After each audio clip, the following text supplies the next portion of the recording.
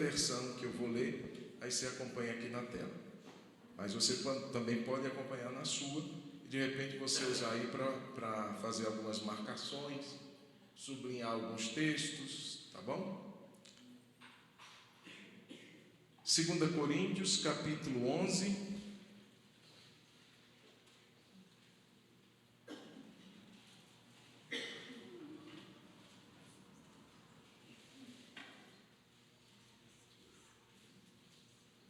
A partir do verso de número 23, segunda carta de Paulo aos Coríntios, capítulo 11, verso 23. É um texto que a gente vai ler e que vai até o 33, porque faz parte de um mesmo pensamento, que diz assim, ali na tela também: são ministros de Cristo. Veja que o contexto da carta era um contexto que Paulo estava refutando a aceitação de falsos obreiros na igreja, que se arrogavam de serem ministros de Cristo, mostrando algumas qualificações, e Paulo diz assim, eles não são ministros de Cristo, são falsos. Você vai entender isso se você ler o contexto. Mas o texto diz assim: são ministros de Cristo, falando como se estivesse fora de mim, afirmo que sou ainda mais. De que maneira ele estava mostrando, irmãos, só para a gente entender o que a gente vai ler agora, de que maneira ele mostra que ele é um verdadeiro ministro de Cristo? E ele coloca aqui: em trabalhos, muito mais; em prisões, muito mais; em açoites sem medida; em perigos de morte, muitas vezes; 5 vezes recebi dos judeus 40 açoites menos um; 3 vezes fui açoitado com varas; 1 vez fui apedrejado; 3 vezes naufraguei; fiquei 1 noite e 1 dia boiando em alto mar; em viagens, muitas vezes; em perigos de rios; em perigos de assaltantes; em perigos entre patrícios; em perigos entre gentios; em perigos na cidade; em perigos no deserto; em perigos no mar; em perigos entre falsos irmãos; em trabalhos e fadigas; em vigílias muitas vezes; em fome e sede; em jejuns muitas vezes; em frio e nudez. Além das coisas exteriores, ainda pesa sobre mim diariamente a preocupação com todas as igrejas. Quem enfraquece, que eu também não enfraqueça. Quem se escandaliza, que eu não fique indignado. Se tenho de me gloriar, vou me gloriar no que diz respeito à minha fraqueza. O Deus e Pai do Senhor Jesus, que é bendito para sempre, sabe que não minto. Em Damasco, o governador nomeado pelo rei Aretas montou guarda na cidade dos Damascenos para me prender.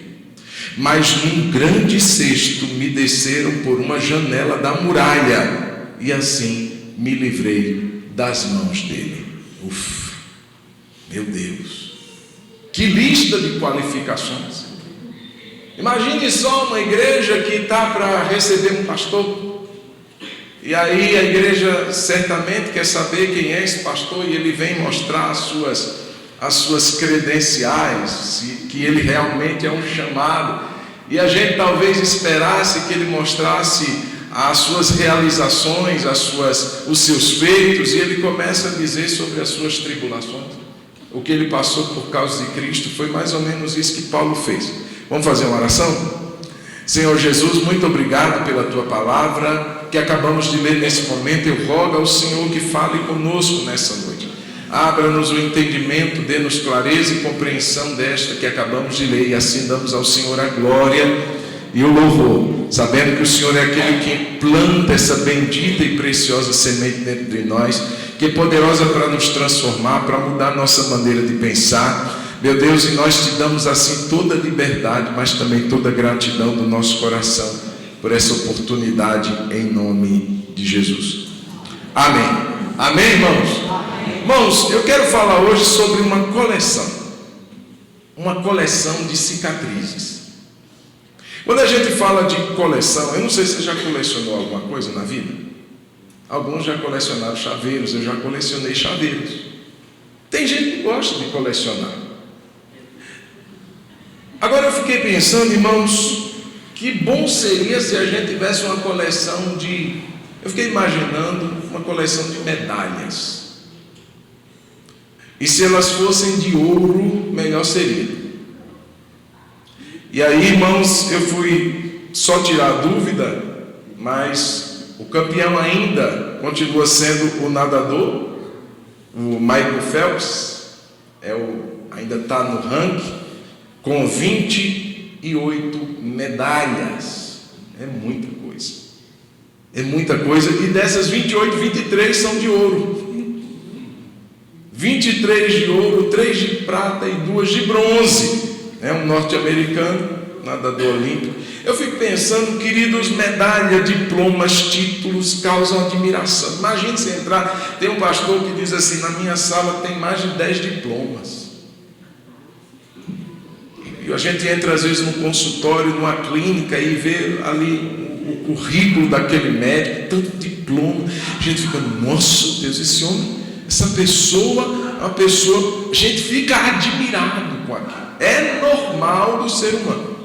Causa-nos admiração e até um respeito, né? Nossa, fulano, a pessoa, olha quantas medalhas, troféus, diplomas, títulos pendurados na parede. Nada demais, desde que você não se deixe dominar pelo orgulho, pela soberba, mas não tem nada demais.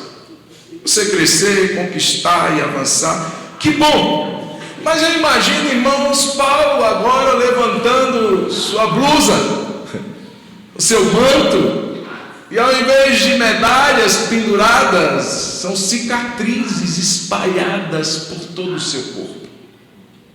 Cicatrizes que ele não faz questão de esconder, mas que ele mostra, que ele deixa cada uma delas visíveis. Eu fico imaginando uma pessoa cheia de cicatriz. Isso para muitos que observam traria uma repulsa. Você ficar olhando uma pessoa cheia de marca no corpo, talvez para muitos seria um motivo de tirar os olhos, de mudar o olhar, de olhar para outro canto, em vez de ficar mirando uma cicatriz, uma exposição de uma marca, de uma ferida, de um trauma, de um acidente, de algo que foi terrível, trágico na vida de determinada pessoa. E Paulo preferiu mostrar suas cicatrizes, sua coleção de cicatrizes. E eu digo preferiu, irmãos, porque de fato foi uma escolha dele. Porque se você for olhar o próximo capítulo, ele tentou, disse assim, eu vou mostrar umas medalhas que eu tenho aqui também, só para vocês acharem que eu não só tenho coleção de cicatrizes, eu também tenho algumas outras coleções. Irmãos, e eram muitas as medalhas que ele tinha, vamos dizer assim. A sua conversão poderia ser uma medalha que ele ostentasse. Irmãos, quem evangelizou Paulo, senão o próprio Jesus Cristo? Não foi um elemento, não foi um terceiro, foi Jesus que aparece para ele. Eu sei que foi um evangelismo explosivo. Ele cai por terra, ele vê uma grande luz, ele fica cego, ele ouve a voz do Senhor, porque me persegue, Saulo. Mas, irmãos, que privilégio, ser evangelizado pelo próprio Cristo, de uma maneira assim, meio que impactante, né? Eu sou Cristo a quem tu persegues. Mas Jesus não mandou um anjo, Jesus não mandou um servo, Jesus foi a ele e se mostra a ele, se revela. Seu ministério frutífero, irmãos. Paulo, no Novo Testamento, nós não conhecemos alguém que foi maior em termos de operação, em termos de frutos no ministério.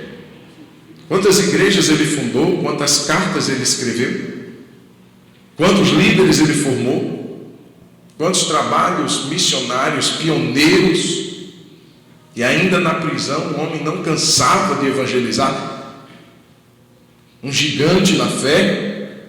Então era uma medalha para ele ostentar também, as curas que Deus realizou através da sua vida, de maneira que até os lenços eram levados, lenços e aventais de Paulo eram levados a quem estava enfermo, doente, para que fossem curados. Tamanho poder que Deus manifestava através da vida desse homem. Eram medalhas que ele poderia ostentar, além das revelações, porque eu recebi do Senhor o que também vos entreguei. O que eu recebi de revelação, não recebi de homem algum, o próprio Senhor deu a ele as revelações. Ele poderia ostentar essa medalha, as suas experiências sobrenaturais. O próximo capítulo que temos aí, depois desse que acabamos de ler, capítulo 12, vai falar de um arrebatamento que ele viveu. Ele foi até o terceiro céu. Ele ouviu palavras que não era lícito ao homem referir quando voltasse de lá. E ele não sabe, foi uma experiência arrebatadora que ele não sabe dizer se foi no corpo ou se foi fora do corpo. Então, irmãos, ele poderia encher o peito de realizações, o peito de medalhas, e ele poderia chegar diante desses irmãos e mostrar cada uma delas, e todo mundo ia dizer: uau, esse cara é o homem de Deus mesmo, meu Deus. Mas, irmãos, incrível que ele começa mostrando sua coleção de cicatrizes.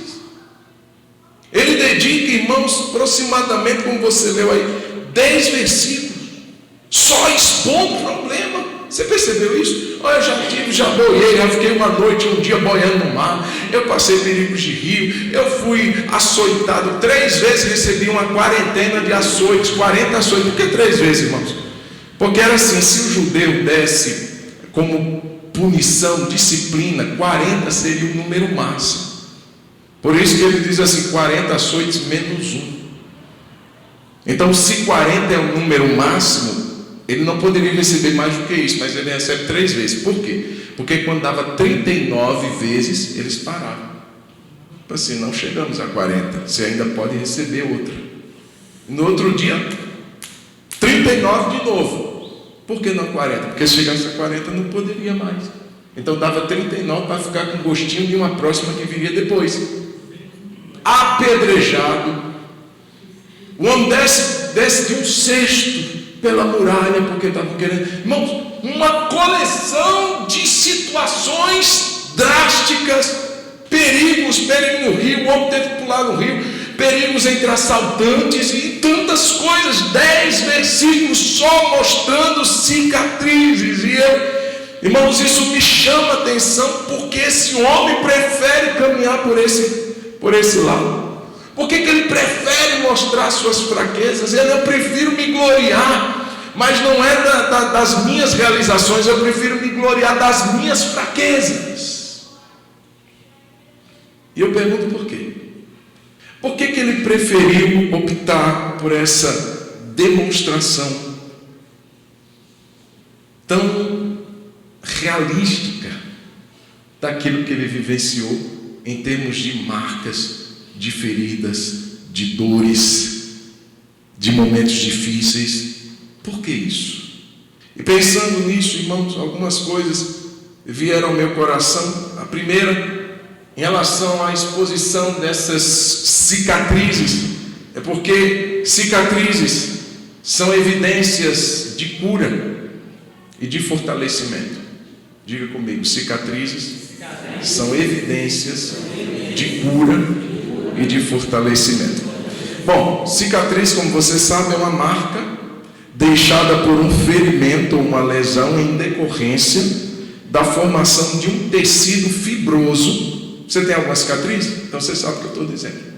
Não voltou a ser a sua pele como era antes. Voltou algo mais grosso. Alguns trabalham para não dar a chamada queloide, aquela coisa mais grossa, mais fibrosa. Não é mais aquele tecidozinho fino, aquela pelezinha normal que a gente tinha. Uma cicatriz, ela fica assim marcada, é uma marca, todo mundo vê, porque não é um tecido normal, é um tecido mais diferenciado, mais fibroso, como já disse, portanto mais forte do que a pele que tinha antes.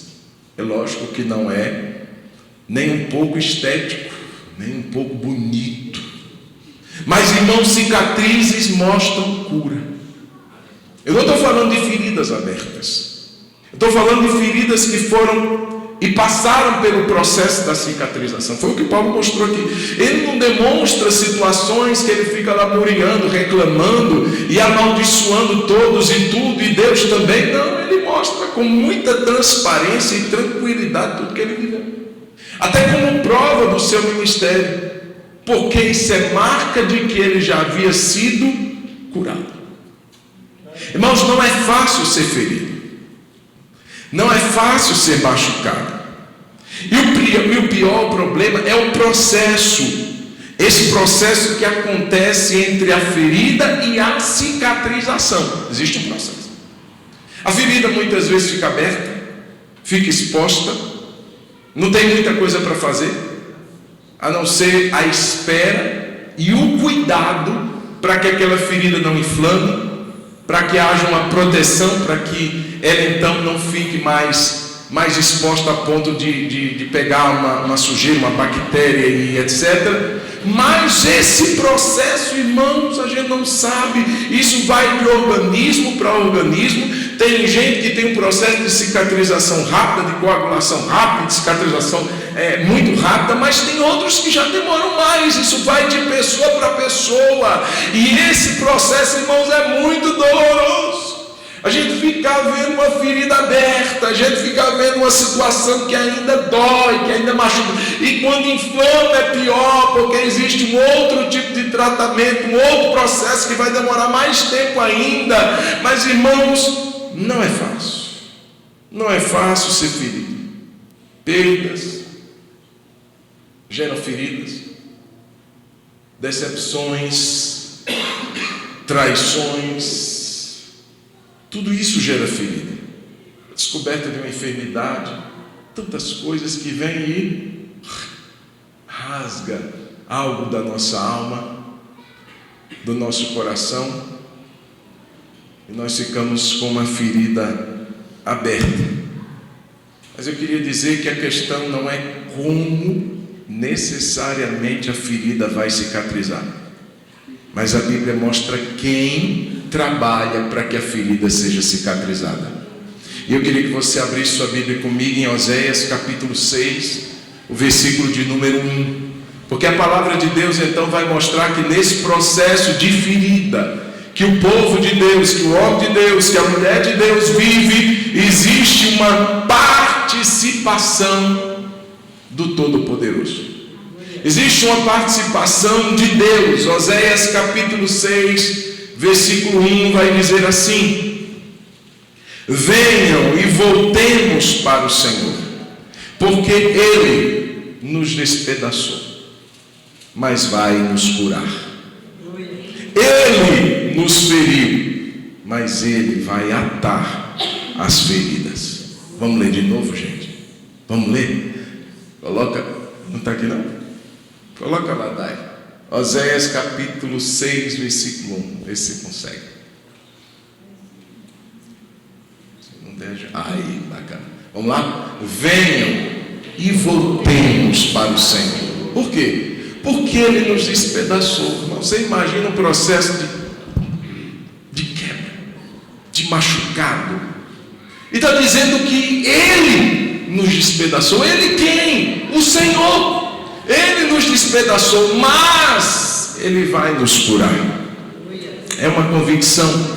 Ele nos feriu, não ainda, obrigado. Ele nos feriu, mas vai atar as nossas feridas.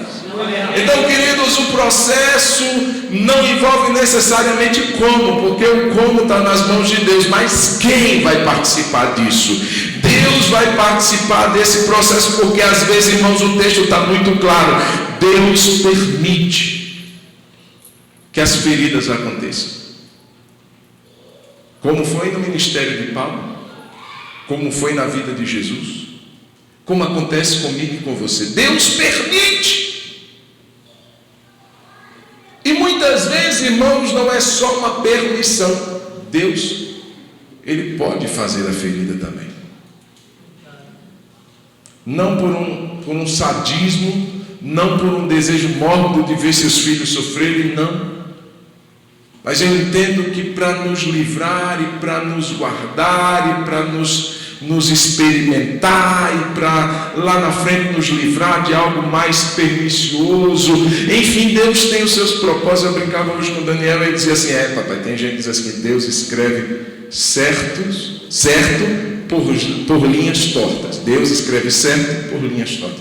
Eu dizia assim: meu filho, eu vou dizer mais. Eu vou dizer que não acredito nesse ditado, mas que eu posso acrescentar algo a ele. Deus escreve certo, mas a gente que enxerga torto.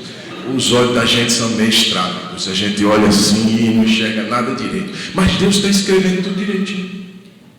Não tem linha torta em Deus, não. Em Deus não há tortuosidade, em Deus não há escuridão, em Deus há retidão. E Ele escreve certo por linhas certas.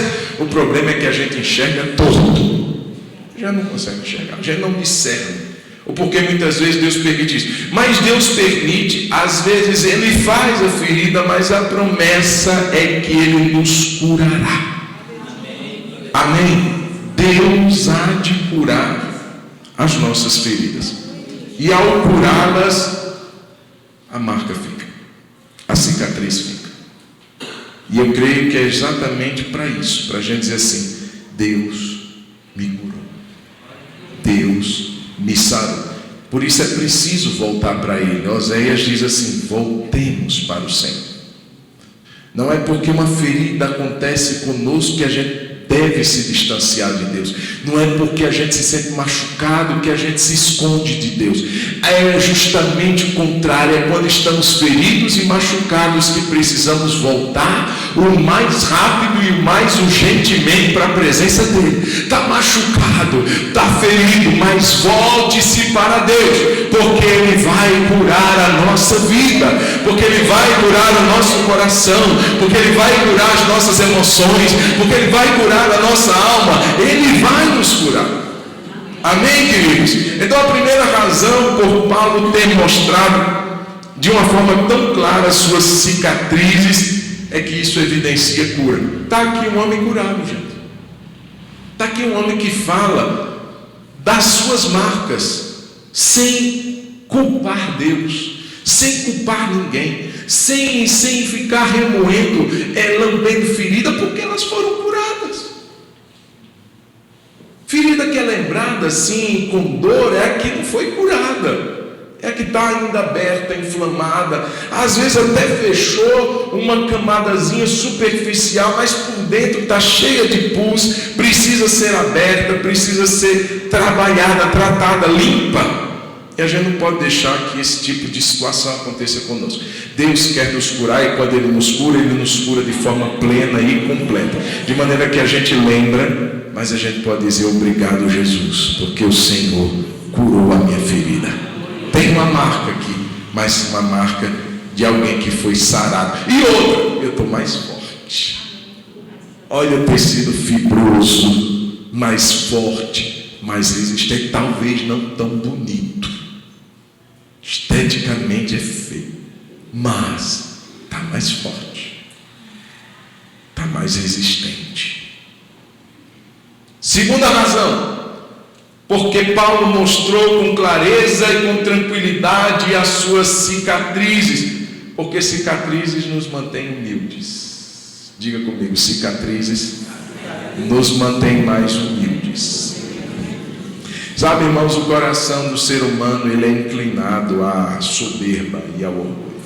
Nosso coração é assim. É tanto que no capítulo 12 ele expõe a revelação, a sua ida até o terceiro céu, e ele diz: e por causa disso foi-me posto um espinho na carne, um mensageiro de Satanás, para que eu não me orgulhasse com a grandeza das revelações. Toda vez que o meu coração se voltou para ficar soberbo, porque eu tive lá, o espinho estava me mostrando que eu precisava baixar. O espinho estava me revelando que a minha matéria ainda é falha, caída, e o espinho estava lá para me mostrar que eu não posso, que eu não devo me orgulhar e me ensoberbecer. Irmãos, mas quanto a falar, eu não imagino alguém que fique soberbo por dizer que ficou doente. Eu não imagino alguém que vai ser tomado pela vaidade porque perdeu o emprego. Eu não imagino alguém que vai ficar vaidoso porque não passou numa prova. Isso nos mantém humildes, irmãos. Eu não estou dizendo que a gente deve fazer um culto às fraquezas, não, mas entender porque muitas delas vêm a nós, porque Deus permite muitas delas a nós, para nos manter humildes. A Bíblia fala de um rei, irmãos, muito poderoso. Eu queria que, por favor, a Daiane colocasse para a gente, Daniel capítulo 5, versículo 18. O profeta Daniel, ele vai confrontar um rei chamado Belsazar, que era o filho do rei Nabucodonosor. E ele vai confrontar o rei Belsazar contando uma história do pai dele, porque Belsazar estava correndo no mesmo perigo do pai.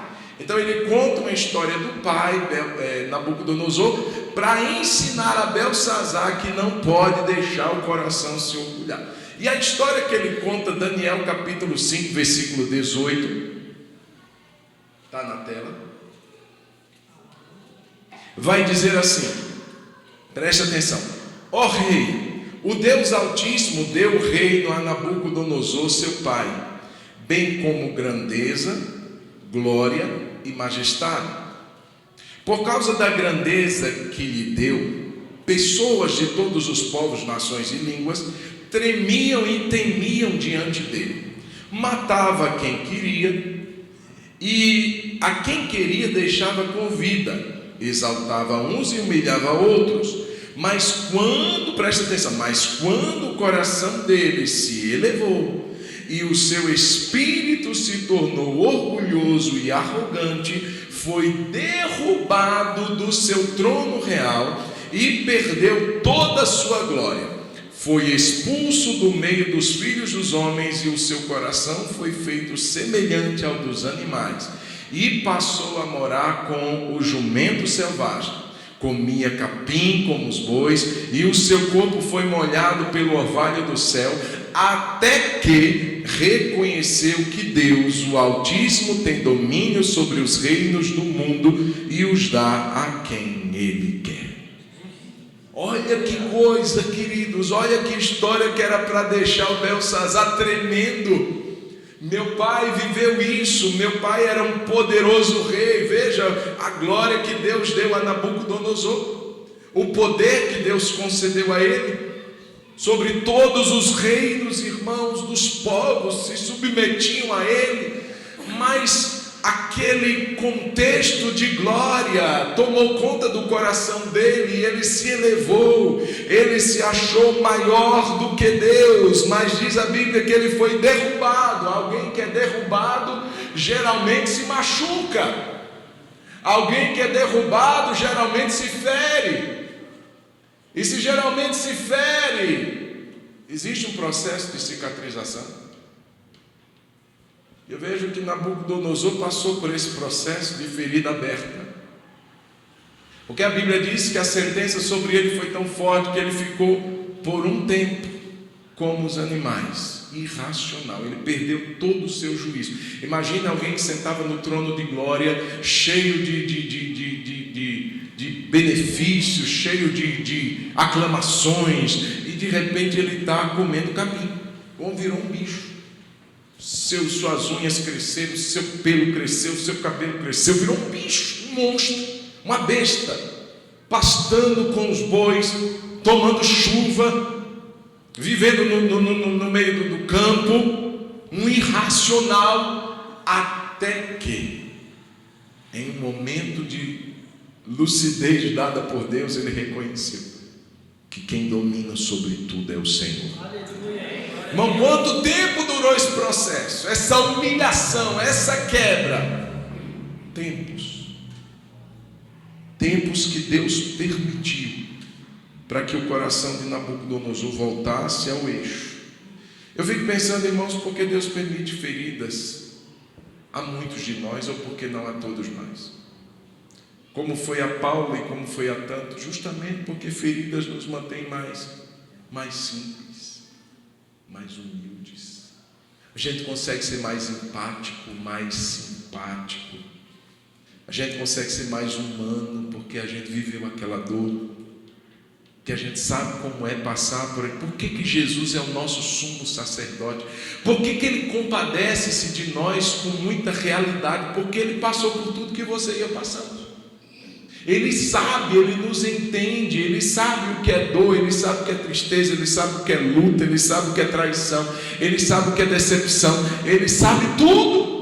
Porque Deus o experimentou em todas as provações, em todas as áreas. Jesus foi experimentado no sofrimento, nas injustiças, nas injúrias, nos açoites, nas palavras duras, ásperas, de pessoas próximas, de pessoas não próximas. Jesus passou por tudo. E por Ele ter passado por tudo, Ele sabe exatamente o que você passa. Ele sabe exatamente a dor que a gente vive, porque isso experimentou. Então, queridos, quando Deus permite cicatrizes, por que Paulo expunha sua cicatriz? Porque ele sabia que não tem como ficar orgulhoso mostrando cicatriz. Isso deixa a gente mais simples, mais humilde e mais longe da sedução de Satanás. Por que Paulo diz para Timóteo: olha, Timóteo, quem você for colocar como bispo, tem que ser repreensível, tem que ser marido da sua mulher, mas por favor lembre-se, não pode ser neófito, não pode ser novo convertido, porque senão vai ser muito para ele suportar, e ele vai se orgulhar e vai cair na condenação do diabo. Porque o diabo foi aquele que primeiramente se orgulhou, foi aquele que se achou maior do que Deus. Eu vou subir e vou estabelecer meu trono lá no alto, e serei semelhante ao Altíssimo. E Deus quer livrar todos os seus servos da condenação do diabo. Por isso, cicatriz, irmão, não se envergonhe dela. Não se envergonhe das suas marcas. Não se envergonhe das suas dores. Não se envergonhe do que você já viveu, já passou, porque certamente isso vai te deixar mais humano. E certamente vai nos livrar daquela ambição de querer ser Deus. Amém, queridos? Primeira coisa, nós vimos que a cicatriz, ela nos traz cura, mostra cura e fortalecimento. Segunda coisa, nos mantém mais humilde e deixa ocorrer. Cicatriz, em terceiro lugar e penúltimo lugar, elas carregam histórias. Diga comigo: cicatrizes carregam histórias. Se carrega história, irmão, vem testemunho e vem aprendizado com isso. Cada marquinha traz uma história. Essa daqui eu tomei quando eu estava aprendendo a andar de bicicleta. Tem alguém que tem marca quando aprendeu a andar de bicicleta ainda? Ninguém? Que é isso? Ninguém caiu, não? Hoje está desse tamanhozinho, né? A gente lembra, isso daqui foi de um acidente, isso daqui foi de uma faca, isso daqui foi uma bola, isso daqui foi um vidro, isso daqui foi isso. A gente lembra, porque cicatrizes falam de histórias. Eu aprendi com a cicatriz que eu tenho nesse dedo daqui a não dar murro em vidro. Eu aprendi, não pode dar murro em vidro.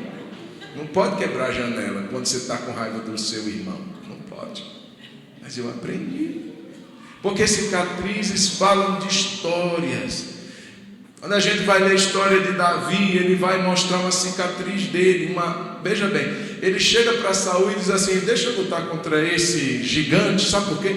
Porque Deus já me permitiu lutar contra o leão e contra o urso.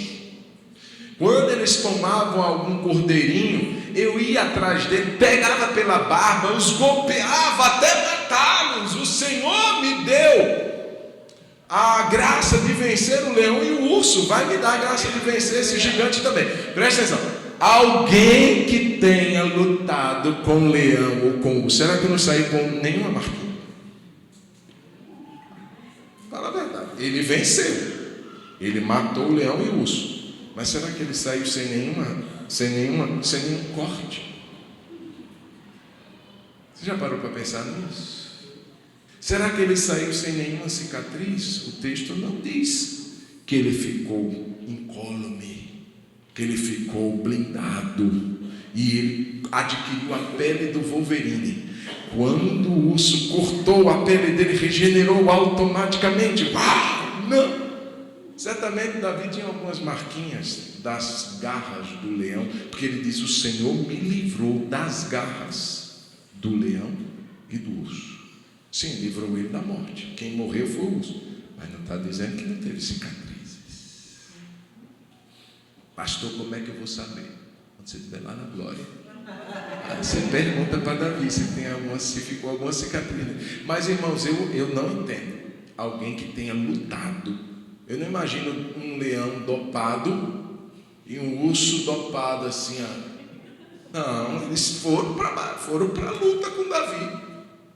Então, se Davi carregava marcas do leão e do urso, ele podia contar. Ele podia até mostrar aqui, Saulo, isso daqui, que quase arrancou meu braço, que pegou meu pescoço. Eu estou conjecturando, mas ele poderia relembrar histórias. Aquilo ficou na mente dele. Histórias falam de cicatriz, cicatrizes falam de histórias. A gente olha para ele e lembra. E quando a gente lembra, irmãos, primeira coisa, a gente ouve, a gente fala, a gente lembra de testemunhos que glorificam a Deus. Quando a gente lembra de uma cicatriz que a gente tem na vida, uma perda que a gente viveu, um processo doloroso que a gente enfrentou, aquele momento difícil que a gente diz assim: não vou conseguir, aquele momento que a gente abria a geladeira e estava igual coco, só tinha água, a gente lembra que Deus sustentou a gente. Aquele momento que a gente viveu um acidente e a gente diz: meu Deus, eu escapei, saí cheio de marca de vidro. Quantos testemunhos a gente ouve de irmãos que vieram do tráfico e tem balas alojadas ainda nos seus corpos, marcas de facada. Uma irmã que foi curada porque tinha um problema, um verme comendo parte do cérebro dela, e Deus disse a ela que ia dar cura. Toda vez que ela tira o raio-x, mostra uma bolha criada em torno daquele verme. Deus poderia ter tirado, mas deixou lá uma bolha e uma marca para dizer: eu pus limite a essa situação. Uma marca. Queridos irmãos, quantas histórias a gente pode viver quando a gente olha para uma cicatriz que glorificam a Deus. Davi pode dizer: o Senhor me entregou o leão e o urso. Foi o Senhor. Não foi ninguém, não foi minha força, não foi minha habilidade, foi Deus. De maneira que eu estou aqui para testemunhar que Deus é Deus, digno de glória, porque Ele me salvou. Tem marcas, tem feridas. Eu já caí no rio, eu já sofri naufrágio, fiquei um dia e uma noite, Paulo dizendo, boiando no mar, mas estou aqui. Olha a ferida, olha a cicatriz. Deus me salvou. Olha eu aqui. História, irmão, nos impulsiona, além disso, de trazer glória para Deus, nos impulsiona para um outro nível. Foi isso que aconteceu com Davi. Esse gigante, ele é grande, tem quase 3 metros de altura, 2,98 metros. É grande pra caramba. Mas o leão e o urso não passavam muito embaixo, não. E além de tudo, eram fortes, piludos, irracionais, aquela coisa feia. E Deus me deu, não vai me dar ele. Ou seja, uma cicatriz promoveu Davi para um outro nível. Então, quando a gente vive... Eu estava ouvindo a irmã contando testemunho para mim essa semana, de uma vitória que Deus deu para ela. E ela disse assim: então, pastor, se outra situação vier, eu estou mais forte para enfrentar do que eu estava no passado. Porque eu já sei que Deus lá me ajudou quando eu não tinha recurso nenhum. E hoje Deus vai continuar me ajudando. Eu estou mais forte para enfrentar a próxima que vier. Tomara que não venha, mas se vier, eu estou mais forte para enfrentar. Porque as experiências que vivemos nos promovem para um outro nível. E além disso, irmãos, inspiram outros. Quando a gente ouve um testemunho de alguém, quando a gente ouve uma cicatriz, a história daquela marca, a história daquele irmão, a história da...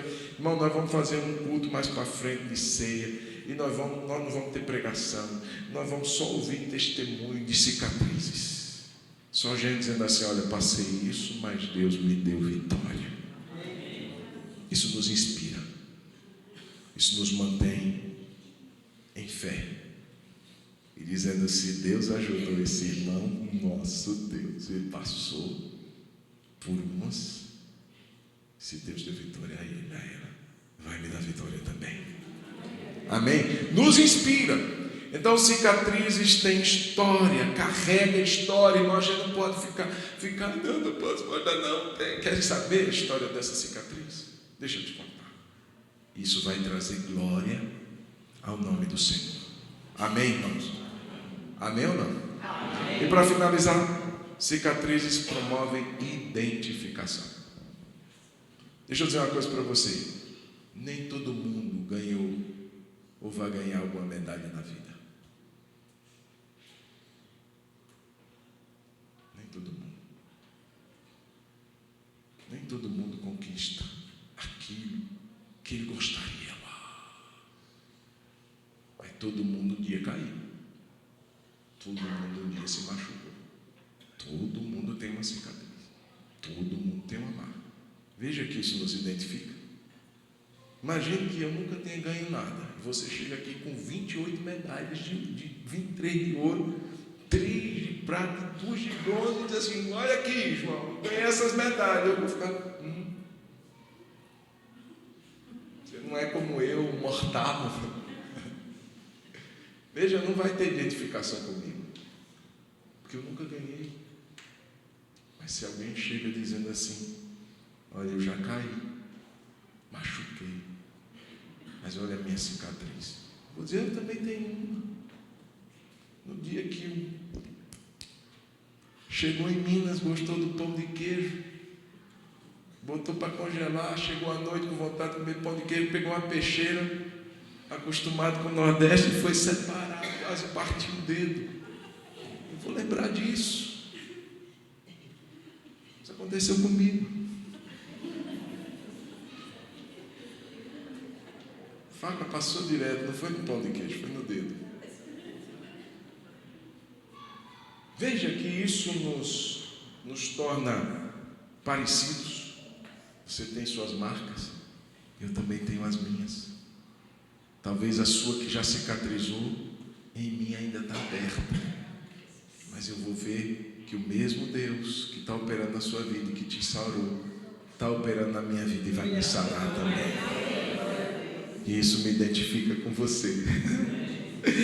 Aleluia. 2 Coríntios capítulo 1, versículo 4 diz assim, é Ele que nos consola em toda a nossa tribulação, para que pela consolação com que nós mesmos recebemos de Deus, possamos consolar os que estiverem em qualquer espécie de tribulação. Veja, irmãos, as nossas cicatrizes têm que nos aproximar e nos fazer ministrar. Duas coisas importantes na identificação: aproximação e ministração. Eu me aproximo e ministro. E essa sua dor aí, ó, eu também já passei. Ei, essa sua perda aí, ó, eu também já passei. Ei, essa dor que você está vivendo, essa ferida. Mas olha aqui, Deus curou. Deixa eu orar por você, porque eu não sou melhor que você. Vou orar por você, porque o Deus que eu sirvo, que você serve, vai curar você também. Pode orar.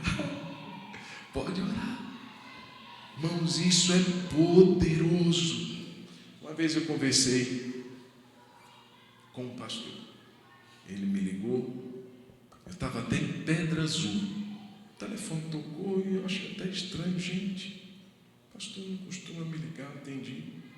E começou a conversar e abrir o coração e dizer que ele passou por uma determinada situação da alma, uma depressão forte. E ele dizia assim: pastor, você já teve depressão? Eu digo: pastor, deixa eu te dizer uma coisa, eu nunca tive, mas eu já tive muito próximo de pessoas que tiveram. Eu não sei de fato o que você está vivendo, mas eu sei o que pessoas próximas, muito próximas, passaram. Eu senti que eu não fui tão eficaz. porque eu não tinha vivido a ferida que ele viveu. Mas eu disse, olha, eu vou orar por você. Eu vou orar por você. Eu sei, irmãos, nem todas as feridas são iguais. Nem todas. Mas aquelas que a gente souber que se aproxima da do outro, vamos descobrir e vamos ministrar. Irmão, estou te vendo assim, já passei por isso também, ou estou passando, estou no processo. Vamos estar orando junto? Vamos estar confiando essa causa nas mãos de Deus. Ou então, irmão, olha, eu não passei, não sei a dimensão, mas eu pelo menos posso orar com você, porque eu tenho outras. O que muda é só a história, mas cicatrizes todos nós temos. Amém, querido? Você tem o quê? Uma coleção de medalhas? Glória a Deus, mantenha de glória a Deus por isso. Mas se você tem uma coleção de cicatrizes, não esconda. Não se envergonhe delas. Não ache que você é menos do que ninguém, porque você tem muitas marcas na sua vida. Glorifica a Deus por isso, porque pelo menos são cicatrizes hoje. Porque mostra que você foi curado. Porque mostra que você carrega uma história que pode edificar a vida de alguém, ministrar na vida de alguém. Então não se envergonhe dela. Se você tiver oportunidade, exponha a sua cicatriz, mostre ela sem medo. Não, mas o que é que o outro vai? Vai achar que você é igual a todo mundo. Talvez ele tenha outra escondida, mas ele tem também, ela tem também. Então não tenha vergonha de expor a sua cicatriz. Paulo podia ter colocado um cobertor grossão na vida dele. Ninguém vai me ver, só tem medalha. Não, tem muita cicatriz. E ele sabia que é justamente isso. Eu sinto prazer nas fraquezas, nos insultos, nas privações, nas perseguições, nas angústias por amor de Cristo, porque quando sou fraco é que eu sou forte. Amém? Vamos ficar de pé em nome de Jesus. Você tem alguma coleção? Ou alguma marca? Deixa eu dizer uma coisa para você. Essa pessoa que está aí próxima a você também tem. Queria falar, não. Acabei que eu não segurei. Eis que este que vos fala também tem. Esses que estão aqui, ó, também tem. Todos nós temos. Talvez eu não tenha as medalhas que você tem, mas a gente se identifica nas cicatrizes. Amém? Eu queria que você por um instante orasse por alguém. Irmão, se você puder orar por um irmão, homem com homem, mulher por mulher, uma rápida e breve oração. Não importa a cicatriz, não pergunta para ele, só se ele quiser falar. Enfim, se você quiser expor, pedir ajuda, orar, mas você não precisa, só basta que você ore. Não vamos perder esse momento, a gente já está encerrando. Mais 2 minutinhos a gente encerra.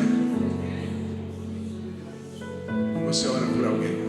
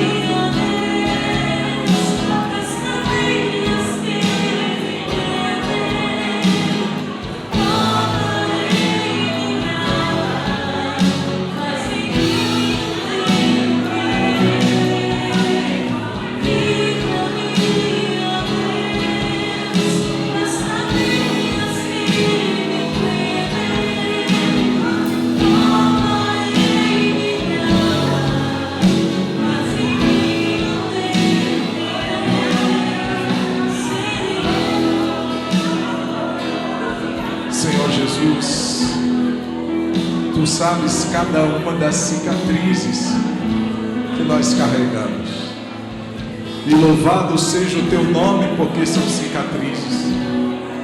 Porque o Senhor faz a ferida, mas a Tua palavra diz que o Senhor cura a ferida.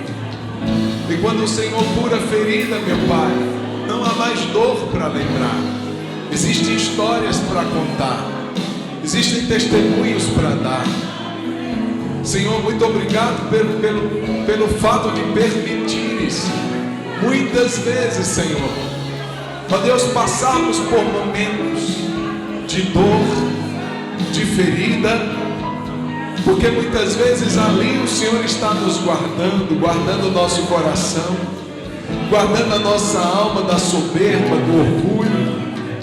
O Senhor está nos incentivando, nos enchendo de ousadia, assim como o Senhor fez com Davi, para avançar para um outro nível. Sem aquele momento, Senhor, que nos machucou, não teríamos como avançar para um outro maior, para um desafio maior.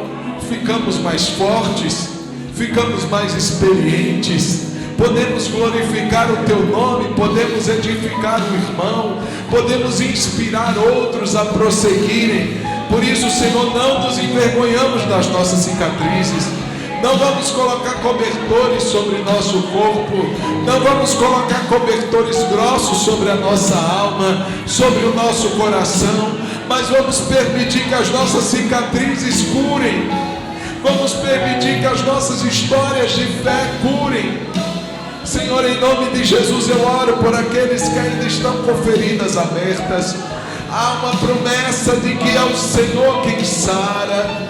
E eu te peço que nessa noite, Deus querido e poderoso, feridas que estão abertas, o Senhor vem estar curando pelo sangue do Seu Filho Jesus derramado no Calvário.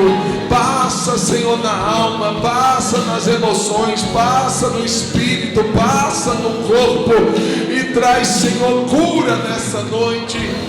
Em nome de Jesus, feridas que estão inflamadas, feridas que não foram cuidadas, tratadas e que geraram um processo inflamatório, Pai, nessa noite.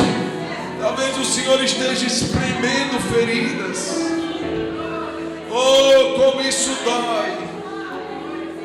Como isso dói, espremer feridas. Mas é para limpá-las. É para limpá-las. É para tirar a inflamação, é para tirar o pus.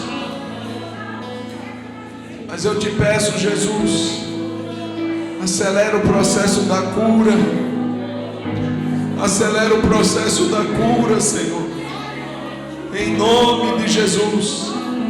Vai ficar uma cicatriz. Talvez não seja uma coisa bonita de mostrar, mas tem uma história tão linda. Tem uma história de Deus em cada cicatriz. Aleluia. Aleluia.